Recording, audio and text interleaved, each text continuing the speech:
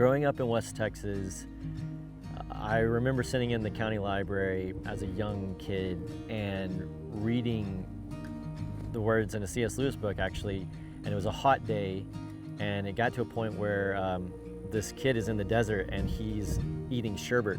I had never tasted it at the time, and yet I could taste something cold and delicious in my mouth just from reading the words on the page. My name is Christian Wallace. I'm a staff writer at Texas Monthly Magazine. I chose Texas State because I did a job shadow of a guy named Adam Carroll, who's a Texas singer-songwriter, and he was playing at Cheatham Street Warehouse. And so I came to one of his shows, and it was my first time in San Marcos. And I was sitting there listening to this music, and I realized that I could get a good education at many universities across the state, but Texas State was the only place that had Cheatham Street Warehouse down the road. And so that kind of sold me on it. So I came to Texas State vaguely knowing I wanted to be a writer. I didn't know what that looked like or how to make it a career. So I wanted to just kind of try a little bit of everything. I wrote for the student paper. I studied English and poetry. I started writing songs and playing them at Cheatham Street. So I was just kind of dabbling in anything I could get my hands on really at the time. My career path after Texas State was a little bit winding. I went off to Ireland and got a master's in writing there at the University of Ireland in Galway. And then I came back and I worked in the oil field as a roughneck for a year. And then I actually came back to Texas State where I did an internship at Texas Monthly.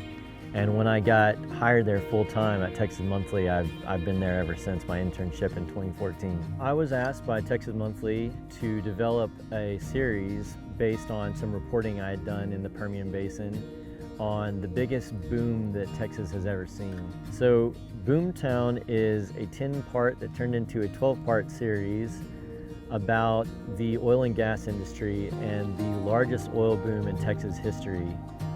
It covers the Permian Basin, which is a huge oil field out in West Texas.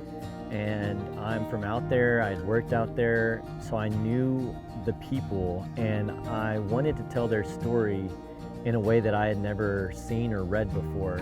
I knew it was going to be a challenge to tell a story that's that big and also just kind of so dense and complicated, but I felt like it was important to try to tell some of those stories that I hadn't heard before, and talk about that world from an insider's perspective rather than folks coming in and kind of reporting from the outside. It surpassed my wildest imagination for doing a first podcast. And I'm just really grateful that it's found the audience that it has and that people in West Texas feel like it accurately represented them and portrayed them authentically. I love getting to roam the state and find stories that might otherwise go untold. It's not always the big names of history. There's all the everyday folks who are making this whole place run and work and are adding to the vibrancy of the state. And just to get to meet them and tell a part of their story is so rewarding, and it's fun, and I feel very lucky that I get to do that.